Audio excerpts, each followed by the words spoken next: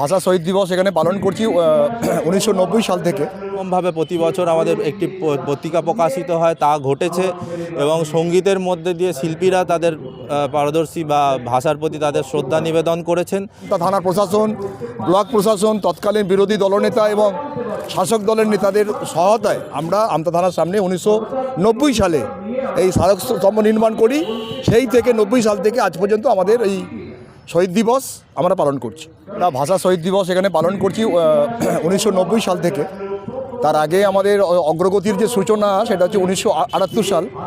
অগ্রগতির সূচনা লগ্ন থেকে আমাদের প্রধান যে কার্যালয় অগ্রগতি কলিকাতা রসপুর আমতা হাওড়া, সেখানে ভাষা দিবস হিসেবে আমরা পালন করতাম। পরে 1990 সালে আমাদের আমতা থানার সামনে আমাদের অগ্রগতির যিনি প্রতিষ্ঠাতা সম্পাদক ছিলেন, যিনি গত 1 জানুয়ারি প্রয়াত হলেন, তারই নেতৃত্বে এবং তার লিডারশিপে আমাদের তৎকালীন যারা আমতা থানার প্রশাসন, ব্লক প্রশাসন, তৎকালীন বিরোধী দলনেতা এবং শাসক দলের নেতাদের সহায়তায় আমরা আমতা থানার সামনে 1990 সালে এই স্মারক স্তম্ভ নির্মাণ করি।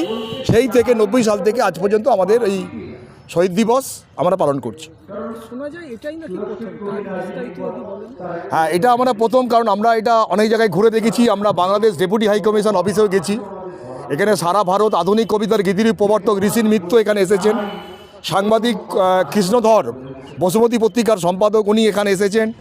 বঙ্কিমদা, নিমাই মান্না এবং শফিয়া রহমান, সন্তোষ কোচ এবং এই ধরনের মানুষজনের সঙ্গে আমরা আলাপ আলোচনা গল্প চলে আমরা আলোচনা করে দেখেছি এবং বাংলাদেশ ডেপুটি হাই কমিশন অফিসেও গেছি।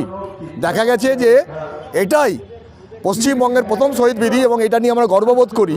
আজকে যে বাঙালি অস্মিতা, এই যে আমতার যে কালচার, আমতার যে সংস্কৃতি, আমতার যে কৃষ্টি এবং যে সৃষ্টি, তার সঙ্গে এটা আরেকটা সংযোজন এবং অগ্রগতিরও সংযোজন। কারণ অগ্রগতি মনে করে যে গ্রামের মানুষ যেন তাদের সমস্যাগুলো নিয়ে নিজেরা কথা বলতে পারে, তার সঙ্গে সম্পৃক্ত হচ্ছে ভাষা আন্দোলন। অর্থাৎ মানুষ যেন ভয়হীন পরিবেশে তার নিজের মতামত, তার বাক স্বাধীনতা ব্যক্ত করতে পারে। সেই জন্য অগ্রগতির কাজ হচ্ছে প্রান্তিক মানুষজনকে সচেতন করা, তারা যাতে কথা বলতে পারে।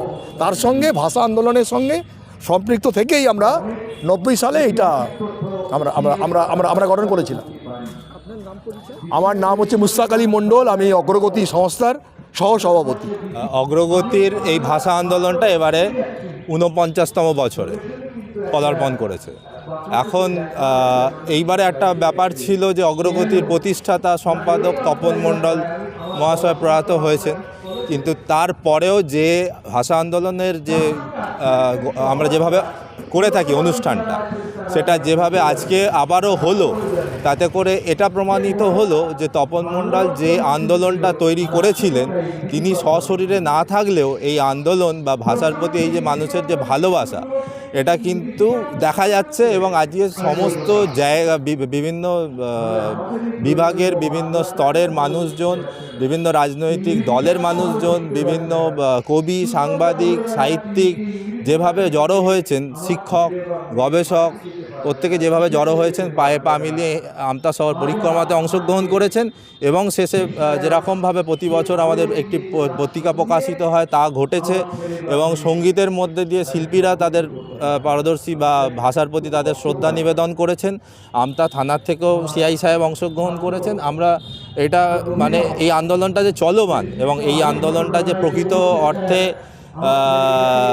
যেভাবে চলেছিল সেভাবে আগামী দিনেও যে চলবে, সেটা আজ পরিলক্ষিত হয়েছে এবং খুব সুন্দরভাবে অনুষ্ঠানটা হচ্ছে। এখনও চলছে অনুষ্ঠান, আপনারা দেখছেন। এটি 49তম।